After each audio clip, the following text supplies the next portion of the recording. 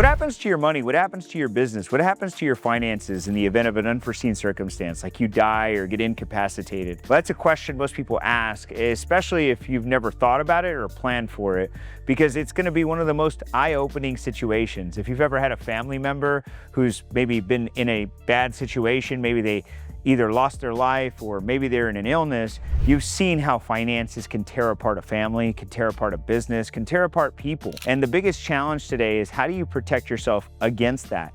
Now, I'm no attorney, nor am I the person that could set this up, but I have used attorneys and I've worked with people to set these things up for myself and for my clients. And what we recommend everyone have is called a revocable living trust. And a revocable living trust is what you're going to title your assets to, your businesses to, and your home and your personal residence to. Your revocable living trust would be the recipient of all your financials, all of your money, all of your assets. And then what you identify inside of your revocable living trust is somebody you would call a trustee. It's a family member, a friend, somebody who you trust, who can manage your finances in the event of an unforeseen circumstance. Typically, if you're married, it's your spouse. If you're unmarried, it's typically a very close family member or a friend.